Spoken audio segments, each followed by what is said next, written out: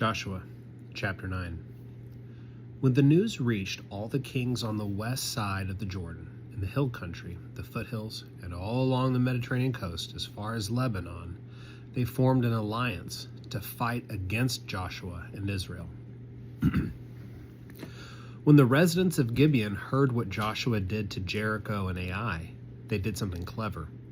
They collected some provisions and put worn-out sacks on their donkeys, along with worn-out wine sacks that were ripped and patched. They had worn-out patched sandals on their feet and dressed in worn-out clothes. All their bread was dry and hard. They came to Joshua at the camp in Gilgal and said to him and the men of Israel, "We have come from a distant land. Make a treaty with us." The men of Israel said to the Hivites, "Perhaps you live near us, so how can we make a treaty with you?" But they said to Joshua, "We are willing to be your subjects." So Joshua said to them, "Who are you and where do you come from?" They told him, "Your subjects have come from a very distant land because of the reputation of the Lord your God. For we have heard the news about all he did in Egypt, and all he did to the two Amorite kings on the other side of the Jordan, king of Sihon of Heshbon, and king Og of Bashan and Asheroth. Our leaders and all who live in our land told us, 'Take provisions for your journey and go and meet them. Tell them, we are willing to be your subjects. Make a treaty with us.' This bread of ours was warm when we packed it in our homes the day we started out to meet you, but now it is dry and hard. These wineskins we filled with were brand new, but look how they have ripped. Our clothes and sandals have worn out because it has been a very long journey." The men examined some of their provisions, but they failed to ask the Lord's advice. Joshua made a peace treaty with them and agreed to let them live. The leaders of the community sealed it with an oath. 3 days after they made the treaty with them, the Israelites found out that they were from the local area and lived nearby. So the Israelites set out, and on the third day arrived at their cities, Gibeon, Kirpirah, Beeroth, Kiriath-jearim. The Israelites did not attack them because the leaders of the community had sworn an oath to them in the name of the Lord God of Israel. The whole community criticized the leaders, but all the leaders told the whole community, "We swore an oath to them in the name of the Lord, the God of Israel, so now he can't hurt us. We must let them live so we can escape the curse attached to the oath we swore to them." The leaders then added, "Let them live," so they became woodcutters and water carriers for the whole community, as the leaders had decided.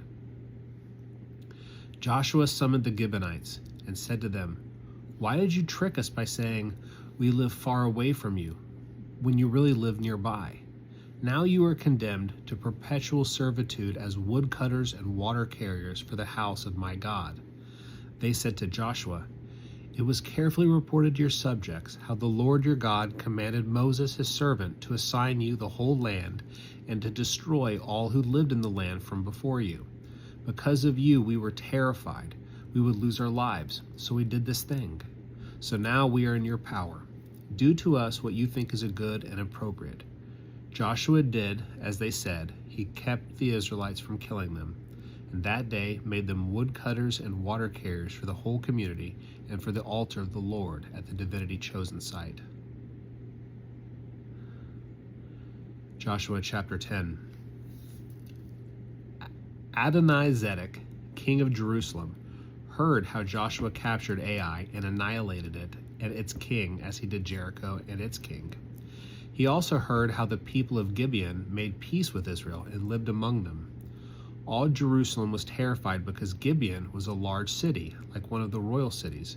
It was larger than Ai, and all its men were warriors. So King Adonizedek of Jerusalem sent this message to King Hoham of Hebron, King Piram of Jarmuth, King Japiah of Lachish, and King Debir of Eglon. "Come to my aid, so we can attack Gibeon, for it has made peace with Joshua and the Israelites." So the 5 Amorite kings, the kings of Jerusalem, Hebron, Jarmuth, Lachish, and Eglon, and all their troops gathered together and advanced.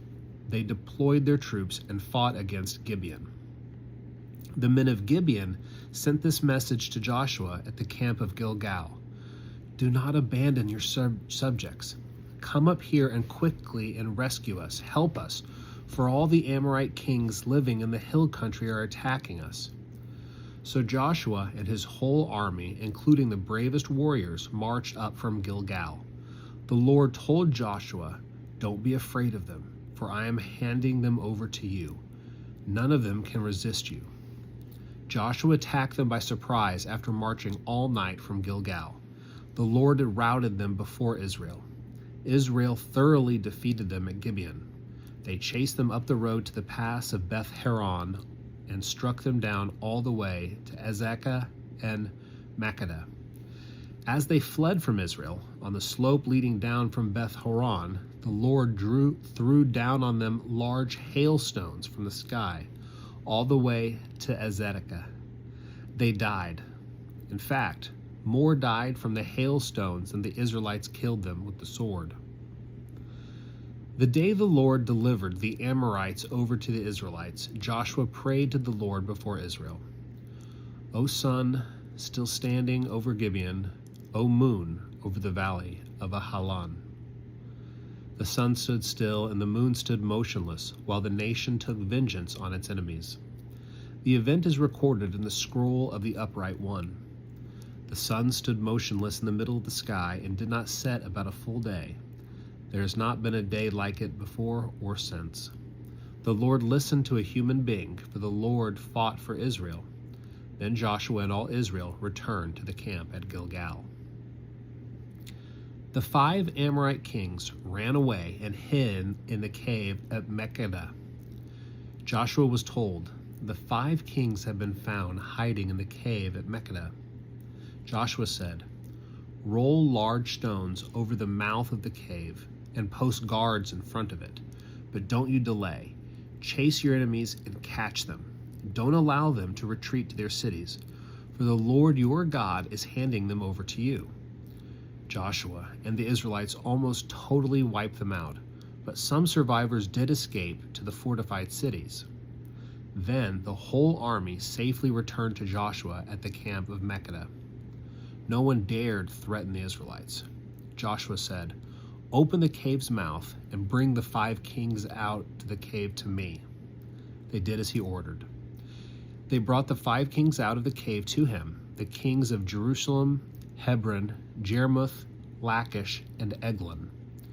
When they brought the kings out to Joshua, he summoned all the men of Israel and said to the commanders of the troops who accompanied them, "Come here and put your feet on the necks of these kings."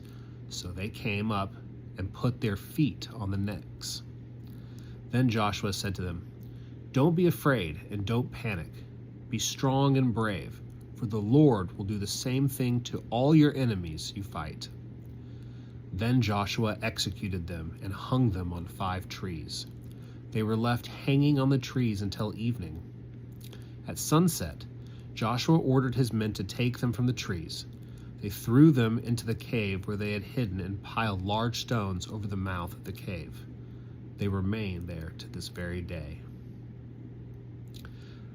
That day Joshua captured Makkedah and put the sword to it and its king. He annihilated everyone who lived in it. He left no survivors. He did to its king what he had done to the king of Jericho. Joshua and all Israel marched from Makkedah to Libnah and fought against it. The Lord handed it over and its king over to Israel, and Israel put the sword to all who lived there. They left no survivors. They did to its king what they had done to the king of Jericho. Joshua and all Israel marched from Libnah to Lachish. He deployed his troops and fought against it. The Lord handed Lachish over to Israel, and they captured it on the 2nd day. They put the sword to all who lived there, just as they had done to Libnah. Then King Horam of Gezer came up to help Lachish, but Joshua struck him down as well as his army until no survivors remained. Joshua and all Israel marched from Lachish to Eglon. They deployed troops and fought against it. That day they captured it and put the sword to all who lived there. That day they annihilated it, just as they had done to Lachish. Joshua and all Israel marched from Eglon to Hebron and fought against it. They captured it and put the sword to its king and all its surrounding cities and all who lived in it. Then they left no survivors. As they had done at Eglon, they annihilated it and all who lived there. Joshua and all Israel turned to Debir and fought against it. They captured it, its king, and all its surrounding cities, and put them to the sword. They annihilated everyone who lived there. They left no survivors. They did to Debir and its king what they had done to Libnah and its king and to Hebron. Joshua defeated the whole land, including the hill country, the Negev, the foothills, the slopes, and all their kings. He left no survivors. He annihilated everything that breathed, just as the Lord God of Israel had commanded. Joshua conquered the area between Kadesh Barnea and Gaza, and the whole region of Goshen, all the way to Gibeon. Joshua captured in one campaign all these kings and their lands, for the Lord God of Israel fought for Israel. Then Joshua and all Israel returned to the camp at Gilgal.